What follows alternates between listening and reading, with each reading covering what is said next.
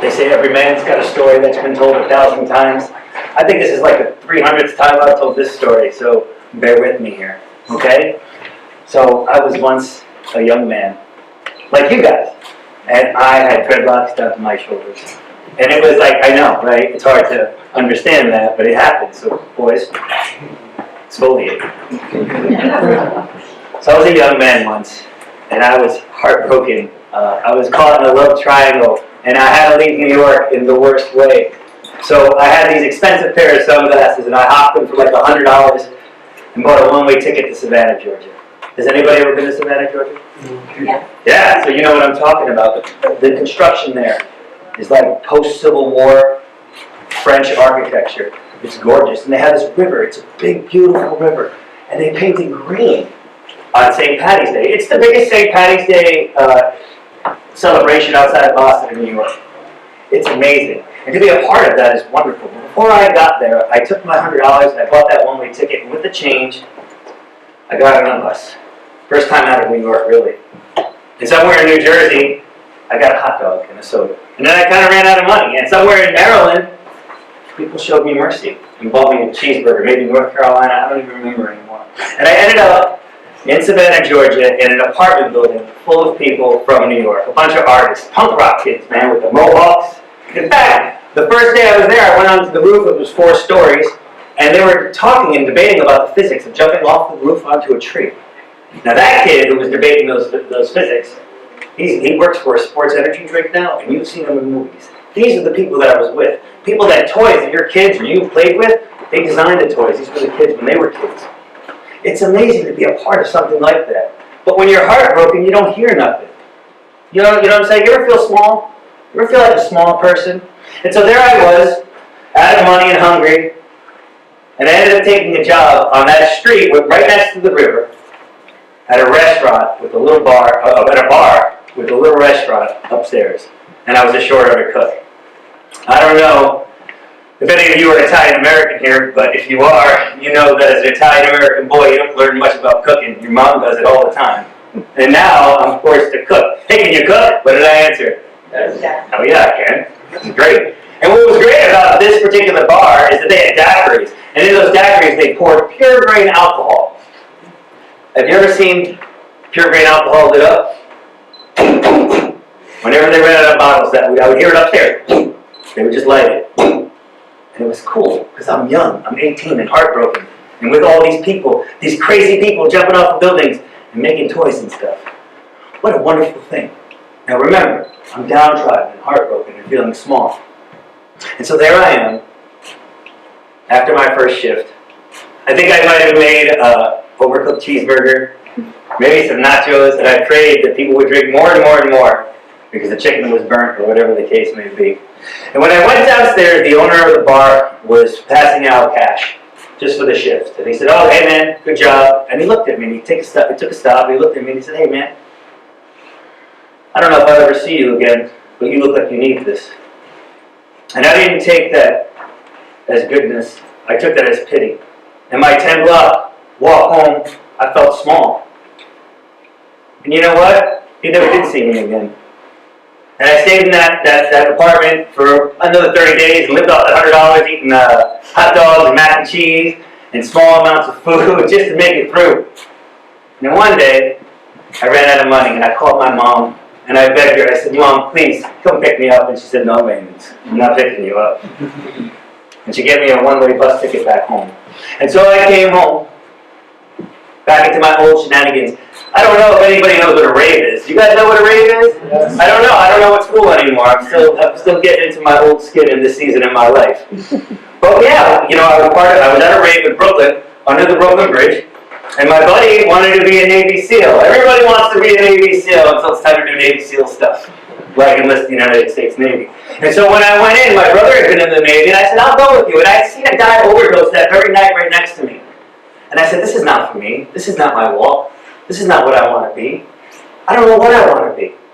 Hence, I ended up at a Navy recruiting station, and the guy was so charming, he could talk me into it. And I don't know if you could tell, but I could talk my way out of it. And I said, "I tell you what, sir, give me a quarter, and let's see what happens." He looked at me and he gave me a quarter, and 2 days later, I was in the United States Navy, off to boot camp.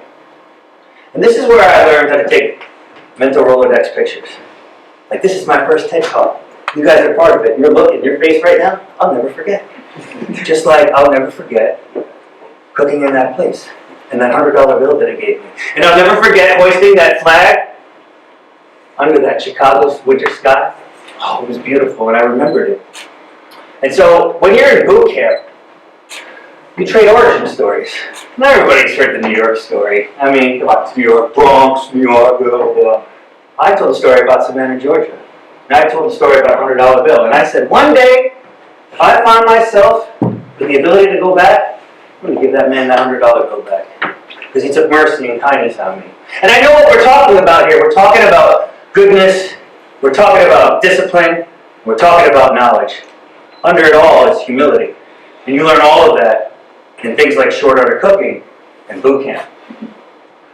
Fast forward 25 years, and here I am with 6 children. 3 are here. And it's amazing. You know, you wake up one day and you're a dad, and you're a business professional. You're a college professor. IRateMyProfessor.com. Check me out. My point being is that you're all these things, and you don't even realize that when you were a kid, you had orange dreadlocks, and you were a mess, and somebody felt so bad for you, they gave you $100. So I take a job. Actually, I become an adjunct professor. I take a job in rotating equipment for a company from Italy. And I end up, and this is like 2 years ago. This is not too long ago. And the first week I'm on that job, they say, Ray, welcome aboard. The first thing you got to do is go to, what's the name of the town? Savannah, Georgia. And I'm like, are you serious?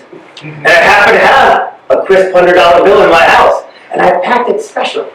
And I put it in my bag. And would you know that the resort that we stayed in was right across that Green River from the place that we worked at? And you know what I did, right? Nervous, more nervous than I am today. Nervously, I got on the ferry and went across.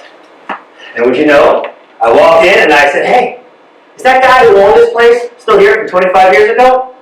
Yeah, man, he's at the corporate office because now they own 17 of these particular bars. He's making loot. Think about my $100 bill now. But at any rate, I go in and I say, hey, listen, I got to tell you this story. Now I got the whole bar listening to the story. And I wrote that story in words. And I took the words and I took that $100 bill in it and I folded it up. And at the bottom I said, here's my phone number. P.S.